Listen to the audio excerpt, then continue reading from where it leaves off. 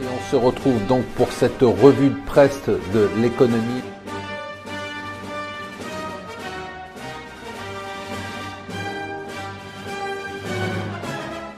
Bonjour et bienvenue sur Mon Financier pour le morning zapping du jour. Nous sommes le vendredi 23 mars. La nouvelle du jour, l'onde de choc qui vient des États-Unis, c'est Donald Trump qui a décidé de lancer des taxes qui pourront monter jusqu'à 25% pour des importations qui peuvent monter jusqu'à 60 milliards de dollars. On est en pleine guerre commerciale, ou plutôt au début de la bataille commerciale. La Chine a déjà commencé à prendre des mesures de rétorsion. Tout ça a provoqué un dérapage très important des marchés. Hier soir sur Wall Street avec des baisses qui vont jusqu'à 3%, et ce matin sur l'Asie avec le Nikkei qui a descendu de plus de 4%.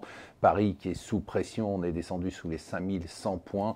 Alors la méthode Trump, c'est je prends des mesures, je menace, et derrière j'essaye de négocier. C'est ce qu'il a fait avec les Européens. Il a annoncé des mesures sur l'acier, et puis derrière, il a dit finalement on va changer tout ça, on va vous exonérer. Hier, c'est ce qu'il a annoncé au moment du sommet européen, on vous aurez pas de taxes sur les importations d'acier ou d'aluminium si vous acceptez de baisser vos barrières commerciales pour les produits américains. Donc c'est ça un peu la méthode Trump.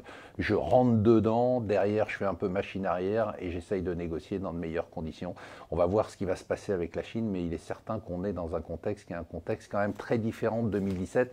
2017, c'était l'année sans volatilité, avec une volatilité, cet indice de peur du marché au plus bas.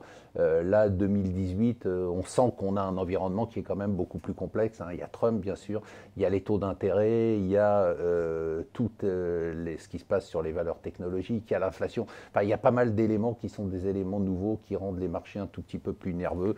On a vu numéro spécial de The Economist sur l'échec, enfin l'erreur de Facebook à suivre de très près. Tiens, pour vous, pour Mon Financier, ça continue la collecte très forte d'assurance vie, 1,7 milliard après 2,2 en janvier, 1,7 en février. C'était 400 millions seulement l'année dernière. J'espère que vous aussi, vous pensez à votre assurance vie. On se demandait comment ça se passerait hier, cette mobilisation. Alors la grève a été très suivie à la SNCF, mais le reste a moyennement marché du côté des fonctionnaires et surtout du côté des manifestations. C'était moyen, ça ne prend pas. Tant mieux, ça veut dire qu'on va pouvoir accélérer sur les réformes. D'un autre côté, on n'abandonne pas la grève puisque aujourd'hui, c'est Air France qui fait grève et ça va continuer la semaine prochaine. Voilà, on va vivre une journée assez agitée et des journées assez agitées dans les jours qui suivent du fait de cette bataille commerciale entre les États-Unis et la Chine.